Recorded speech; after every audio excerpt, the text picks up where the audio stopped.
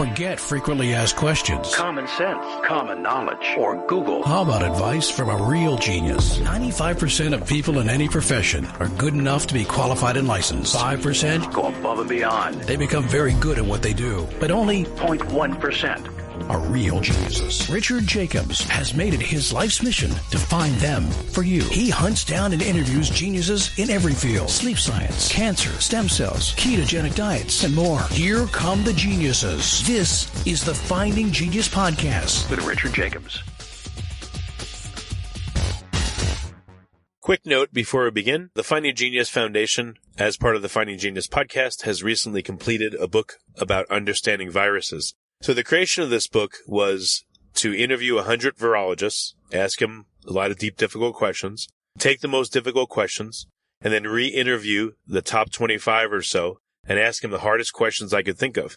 And we compiled that all into a book. So you'll see question and 4 or 5 experts' answers. Question, 4 or 5 experts' answers. There's about 30 questions in the book. I think it's a great read for the layperson and for the researcher. It talks about a lot of speculation in the world of viruses, such as are they alive or not, and why is it important? Why do viruses go latent or hidden or ineffective or sit in a person or an animal or another creature for weeks, months, years, and then suddenly become virulent and affect that person? So there's a lot of really provocative questions in the book. It's now on Amazon. So if you go to Amazon and type in Finding Genius, you'll see the book on viruses. It's also on Kindle. The Audible version is in production and should be ready in approximately a month. But if you want to go and order it now, you can do so again by going to Amazon or Kindle, or go to findinggeniusfoundation.org and go to publications. There's an opportunity as well to get the transcripts of all the interviews and to hear the original interviews themselves. If we put them all together, the book would be about 1,000 pages, but we condensed them down to make it juicy and concise and tight and very interesting.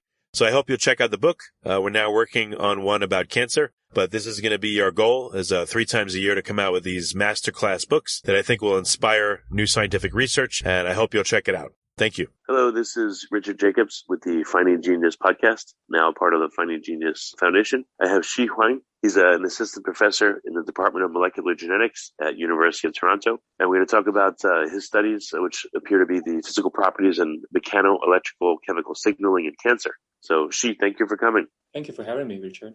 If you would, tell me about your research. Yes, so as you mentioned, I'm a principal investigator at University of Toronto. I'm also a scientist at the Hospital for Sick Children at Toronto. So my lab study brain cancer, and particularly we study 2 major types of brain cancer.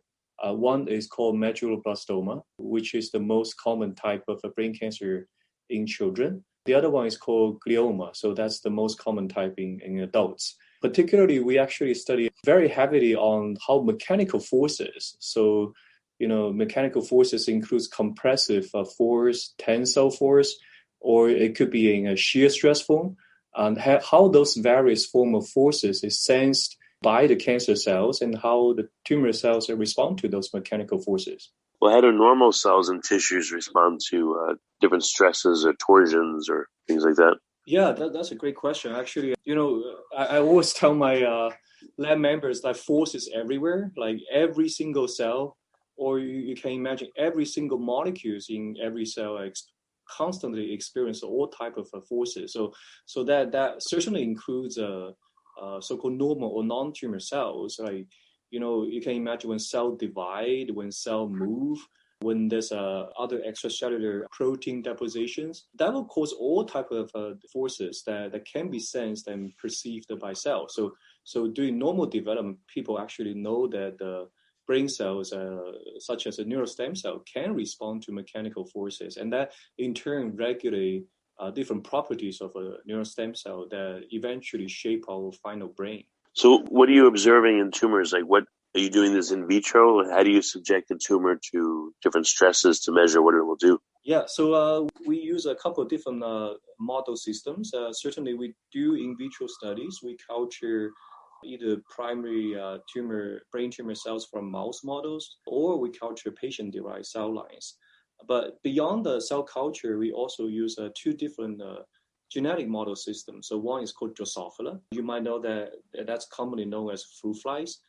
We use Drosophila genetics to manipulate, for example, the sensors, the molecular sensor of different type of force, and then ask the question how the force sensor manipulations will, one, change the development of normal brain cells, or when the brain tumor developing a fly model, how the force sensor manipulation change tumor growth. So that's our second model. But our third model is mouse model for brain tumors. So we develop, as I mentioned, medulloblastoma mouse models or glioma mouse models, and we ask similarly, if you manipulate the sensor of the force or downstream responders when the force is perceived by the tumor cell, what's the outcome? So we use a complementary model system to ask our questions. So why are you studying this? What gave you the idea that mechanical forces will be important to tumor dynamics? Yeah, that's also a great question. Well, I think I like to think our lab does a curiosity-driven research. We often have a hypothesis, but depending on what the data tell us, we will modify a hypothesis, and then perhaps we can venture into a completely new area. So I can probably answer this question by telling you that although my lab right now study brain cancer, I was never formally trained in a cancer biology lab, either in my PhD or postdoctoral fellowship. I was trained as a developmental biologist, and I was trained in ion channel physiology. It's only after I had my lab about 2 years at Toronto, from a genetic screen using Drosophila model of a brain tumor, we identified a particular type of force sensor called mechanosensitive ion channel. If you knock out this gene, that dramatically suppressed brain tumor growth in fly, and that's essentially the beginning of our story. But right now, 2, 3, 4 years later, maybe 90% of my lab is studying mechanobiology on brain cancer. So what kind of interesting things are you discovering if you change the mechanics of the stresses on a given tumor tissue? Yes. Yeah, what do you see? Does how do normal cells react versus cancer cells? What's the difference observed if you put them under mechanical stresses? Yeah, so one I can give you one specific story that we published in 2018 that involves a particular mechanosensitive molecule called piezo, which is ion channel. When a particular cell responds to mechanical force, this piezo mechanosensitive ion channel opens to permeate calcium. And you might know when the calcium enters the cells, that basically elicit a whole spectrum of cellular signaling. So first thing we did is basically perform genetic knockout of these mechanosensors. But surprisingly, we actually didn't find any particular brain development phenotypes. In other words, if you completely remove the function of piezo channel in Drosophila brain, the brain pretty much developed as it has the channel. No difference during normal physiology. But when we add this genetic knockout of piezo into multiple different fly models of glioma, it could, including mimicking a human low-grade or high-grade glioma. In any glioma case, if you take out these mechanosensors, the tumor growth are largely suppressed. At some cases, actually, the tumor-bearing brain looks like non-tumor-bearing brain, like normal brain. So we think, at least for specific type of mechanosensitive channels, it might play a very tumor-specific role, but dispensable during normal physiology. Do you think that the mechanics and the stresses affect the cell-to-cell signaling of the ability of various metabolites and substances to flow in and around the cells that comprise a tumor? Is that why? Yes. So I think basically tumor involves many different cell types. As you mentioned, there are tumor cells. There are also non-tumor cells. So particularly in the brain tumor case, within the tumor cell case, you have a so-called cancer stem cells. And cancer stem cell can give rise to really fastly dividing cells. And then after fast divisions, the tumor might become differentiated. So that only refers to the tumor cells. But if you think about it, the tumor cells are really surrounded by a large number of normal cells like neurons and glia. So they frequently bump into each other to cause solid stress. And then you have vasculatures, as you mentioned, that might be fluidic shear stress coming out from the leaky vasculature. So all these different types of cells can be sensed, forces can be sensed by either the tumor or non-tumor cells in the so-called tumor ecosystem. And we have evidence published and unpublished to suggest that different type of cells. Before we continue, I've been personally funding the Finding Genius podcast for 4.5 years now, which has led to 2,700 plus interviews of clinicians, researchers, scientists, CEOs, and other amazing people who are working to advance science and improve our lives and our world. Even though this podcast gets 100,000 plus downloads a month, we need your help to reach hundreds of thousands more worldwide. Please visit findinggeniuspodcast.com and click on Support Us. We have 3 levels of membership from $10 to $49 a month, including perks such as the ability to see ahead in our interview calendar and ask questions of upcoming guests, transcripts of podcasts you're interested in, the ability to request specific topics or guests, and more. Visit findinggeniuspodcast.com and click Support Us today. Now, back to the show. Might respond to these forces in different ways, but the end outcome is that actually promote and establish a very malignant state that we want to treat the tumor with. So what actionable knowledge have you gotten from this? Like what in the body or in a mouse model, in a person, etc. I mean, organs are undergoing all kinds of, squishing and shearing and, different pressures and things like that all the time. They're attached, I know, by ligaments, I guess, to the rib cage and things like that. Yeah. What happens in someone if they have cancer in a particular organ? Does the physiodynamics of that organ change very much? And is that a big problem? Like, how does this resolve? Yes. So, there's certainly accumulating evidence actually documenting that, one very prominent physical property of cancer tissue is frequently altered. That refers to the so-called tissue stiffness or tissue rigidity. In many types of solid tumors, including brain tumor, but also includes, for example, breast tumor or lung cancer, the tissue property changes in such that the tissue frequently becomes stiffened. So basically, if you use your finger to press an object, the stiffened object will have less physical deformation. And solid tumor frequently display that changes as well. And you can imagine if any cells, including tumor cells and non-tumor cells, live in a more rigid microenvironment, that actually provides ample mechanical cues that the cells might respond to.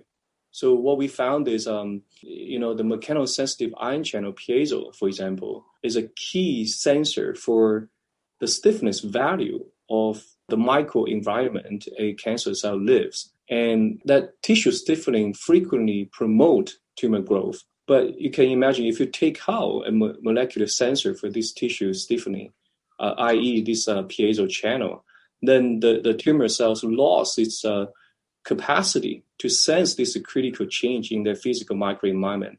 And that provides actually a very important avenue for us to target this physical trait of a solid tumor to suppress tumor malignancy. Well, why would a stiffer tissue environment contribute to cancer growth? Yeah, so also a great question. Many prior works suggested, so first thing is actually this comes on the phenomena, right? The most vivid example perhaps is breast cancer. The palpation is actually a frequent and more straightforward way for a person to detect maybe something wrong with the breast tissue.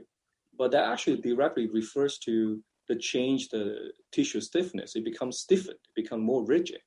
And that's a frequent sign that the solid tumor arises, and that actually has multiple molecular underpinnings. For example, the cell becomes more in number due to cell proliferation in confined space, or the liquid flow is jammed in a tumor state, or the extracellular matrix protein is dysregulated, and all of these factors come together to make a tissue stiffen, and the cells actually will respond by mechanosensors on the cell surface to the changed tissue stiffness microenvironment. And the cell cytoskeleton will also sense these changes. And that changes actually evoke downstream pro-proliferation signaling to promote the tumor cell division. So in other words, actually, it's a vicious circle.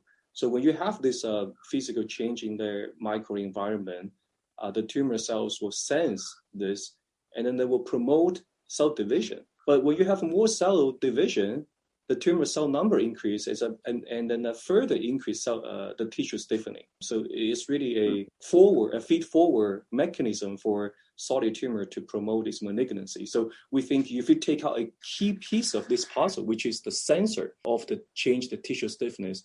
If you like this podcast, please click the link in the description to subscribe and review us on iTunes. We might have a pretty good way to break this vicious circuit to treat solid tumors. Is there a way that you could stress a tumor where it would essentially cause it to become more hypoxic or anoxic or self-destruct? Could you do that somehow in the body, putting a sleeve over it or, without taking it out, doing something to stress it in such a way that kills it? You are throwing out all these great questions. Actually, that's one of the projects that we have going on in the lab. What I've described just now is, it sounds like the physical force positive regulated to promote tumor growth, right?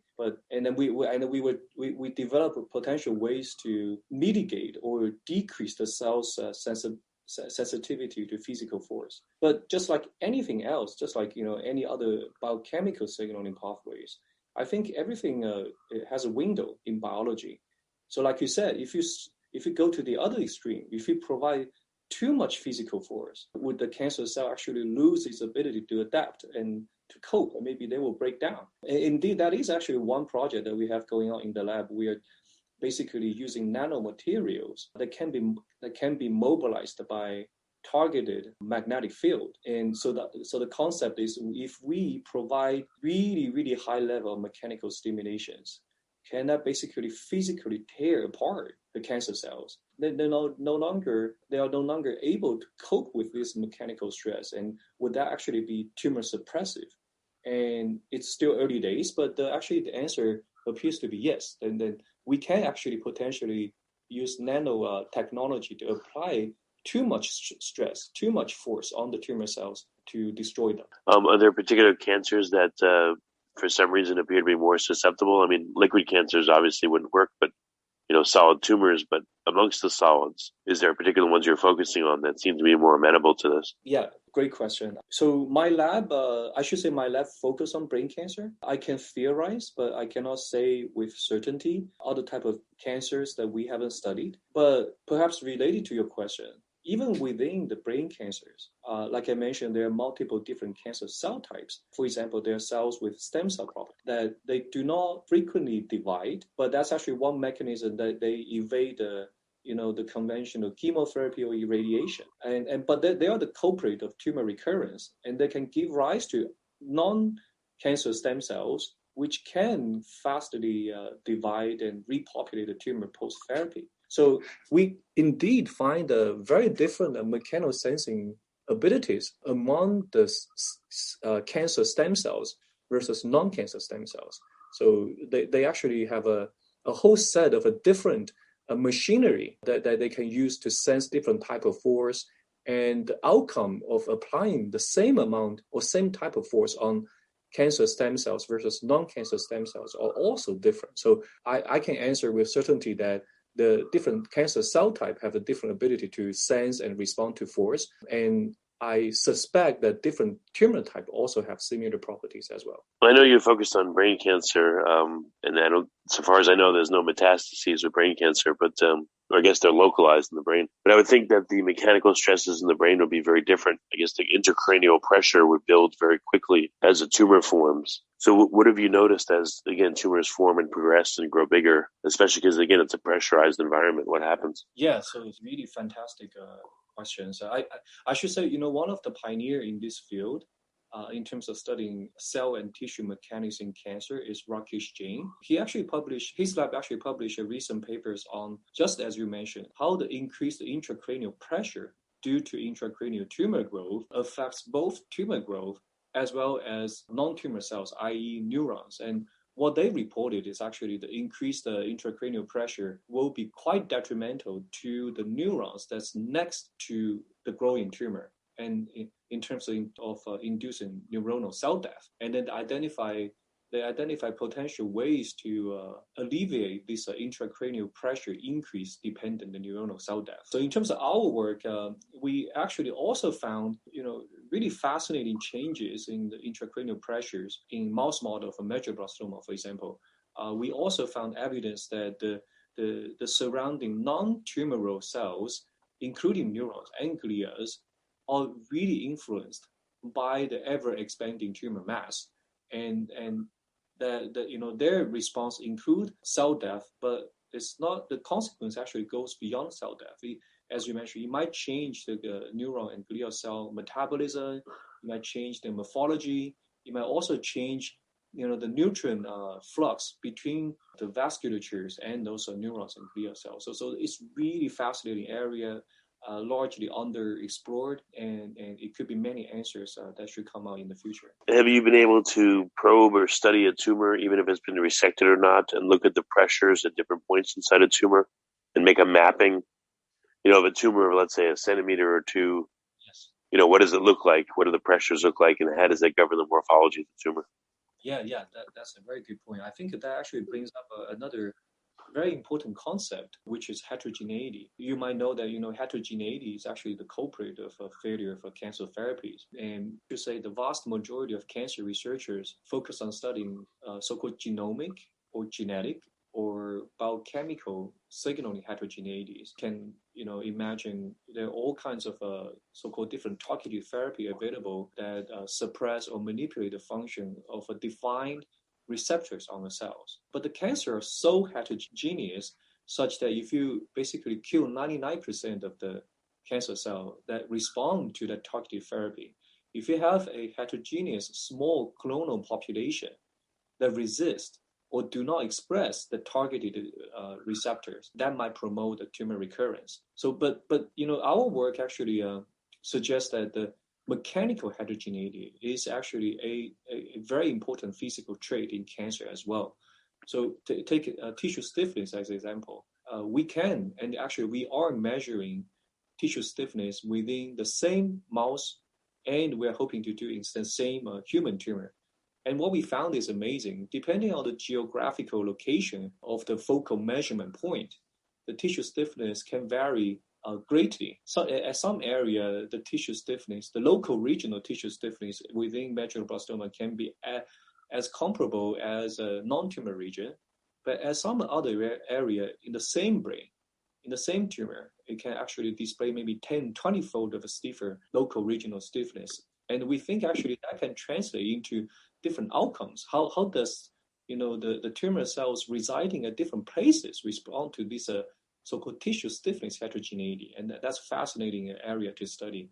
And hopefully in a couple of years, we will have some answer to that question. Well, can you look at, let's say, the localized microbiome around the stiffest cells and see how it differs from the other cells? By microbiome, you mean microorganisms? Yeah, I don't know if there's any microbiome in the brain, if there's any bacteria. I mean, I guess that's in debate, but have you looked? Is there any? And if so, I don't know, what other factors of the cell's microenvironment you think will be affected by these different pressures, these different stiffnesses?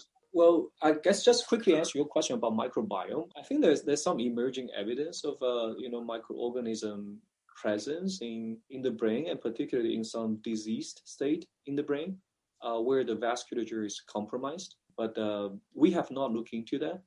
But one area we think it might be really influenced by this so-called mechanical or tissue stiffness heterogeneity is actually vasculature permeability. Our unpublished work has suggested that in some area where the tissue stiffness or local tissue stiffness is highest, the capillary, the micro blood vessel permeability is really, really increased in medulloblastoma.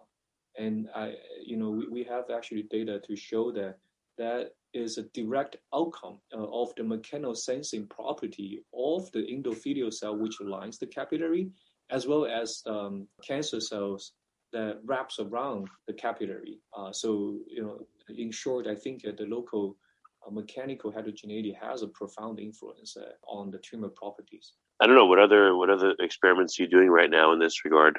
What else are you looking at that I haven't mentioned? One thing I think it's very interesting and cool. One of my PhD students is leading. The project actually involves studying fluidic shear stress in brain tumor metastasis.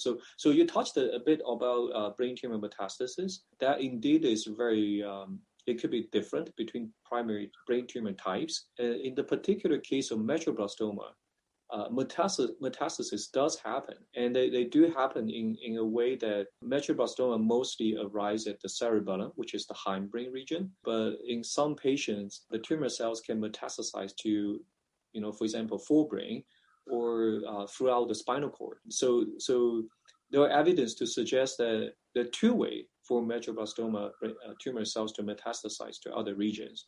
One is through bloodstream.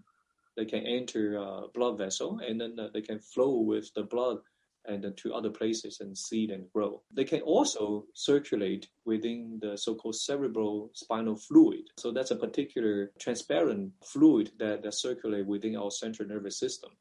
So one project that we have in the lab is study how this fluidic shear stress, it could be laminal, meaning that it's uniform in this direction, or it could be turbulent, where the force are flowing in all kinds of different directions. So we are studying actually when the tumor cells leave primary tumor, and either when they're in the bloodstream or when they're in the cerebrospinal fluid stream, how the fluidic mechanical force are sensed by these disseminated tumor cells, and whether those force provides advantages for those tumor cells to be able to survive in a very different environment and eventually grow as a metastatic tumors. And as you may know, actually, tumor metastasis is the number one major killer of patients, but not the primary. Yeah. Well, have you been able to compare the stiffness of metastases versus primary tumors to see any correlation? Yeah, it's an awesome question. That's one question I my mind on for a long time. We hopefully will quickly answer that question by using some of the customized stiffness mapping tools to compare metastasized tumor versus primary tumor in the brain. But we haven't done that. But there are other type of a tumor. People actually found that the metastasized tumor they develop a different stiffness value compared to primary tumors. Okay, but you don't know what to do with that, or what's the implication of it yet? The implication is actually that they suggest the remodel the physical microenvironment in the metastasized tumor promote tumor survival, promote tumor awakening once they become dormant in the metastasized loci for a while, and it's pro-metastatic factor. What does angiogenesis look like, or what does blood supply look like in the stiffest areas of a tumor versus the least stiff? And again, where do the stiff areas tend to occur, in the periphery or the center? I think that's also a very open question. Again, Rocky Exchange's pioneering publications suggest that in some breast cancer model in the mouse, or in glioma model in the mouse, depending on the periphery versus the core, the tumor region can undergo different type of a mechanical force. So I'm not talking about stiffness, but certain area can be normally undergoing compression, while other area in the same tumor are normally undergoing tension. Stiffness heterogeneity is one area that we are intensely studying right now. And, just without giving you too much details, we actually found profound stiffness value differences, both in the tumor region, but between the peripheral, which is next to the normal brain region, and the tumor core. There are profound orders of magnitude differences in stiffness, and that actually can be translated into different cancer stem cell behavior. But that's ongoing works. Are there any anecdotal reports of surgeons or pathologists, surgeons saying, boy, these brain tumors are really stiff and tough, where they have like when you pull out the root, it's, for some reason it's very stiff, or, have pathologists said to you, when looking at these tumors and cutting them open, we find it's very difficult to do so. They're very stiff, or they have a very strange consistency. Yeah. It's an amazing question. Actually, so my team includes, people of different backgrounds. I have mechanical engineering background, postdoc, but I also have a neurosurgeon on my team who's doing amazing stuff. So indeed, I actually frequently discuss with him about his first-hand experience when he was performing surgery on human tumors, and then what he described is actually, again, there's a huge heterogeneity. And one sort of a rule of thumb based on his own experience is that when some of the primary tumors, which we refer to as encapsulated, so when you have primary tumor, brain tumors that's mostly encapsulated by a intact membrane, you can easily feel the stiffness or the tissue stiffening of that type of brain tumor. But some other type of brain tumor, they are not encapsulated by a sort of a surrounding membrane. As you might know, in some form of a glioblastoma, the tumor are really invasive. So they basically just invade, a lot of times as a scattered tumor cells into the surrounding non-tumor region. So in those type of brain tumors, the tissue stiffening is not easily detected by humans, for example, by surgeon's hand. So I believe there are, again, heterogeneity presence in terms of a tumor tissue stiffening, and that might have also profound biological consequences to all these different cases. I think, along the same line, I think a lot of tools that we are building in my lab right now use really highly sensitive mechanical platforms to measure tissue stiffness.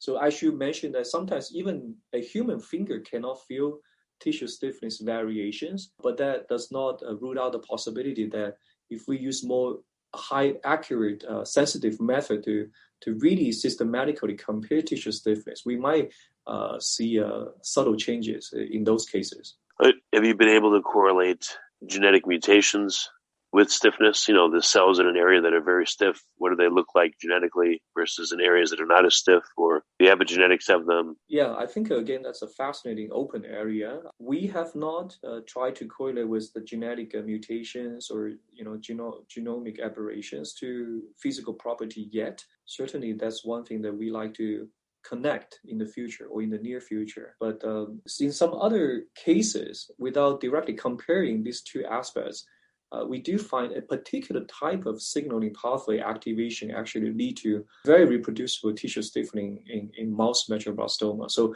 I believe, because when you think about it, the tissue stiffening, as I mentioned, come from multiple factors, right? So one is cell division in a confined space. So you can imagine if there's certain mutations that really drive fast cell divisions in the tumor in a really confined, for example, intracranial space, that might really cause a tissue stiffening. And another, important reason for tissue stiffening is, extracellular matrix protein production and deposition and alignment.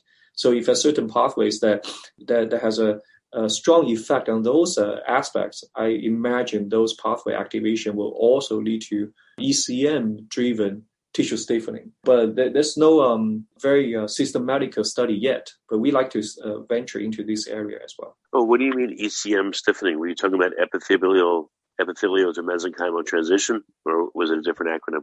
No, extracellular matrix. Oh, I see. Right, okay. Yep. That makes sense. Well, very good.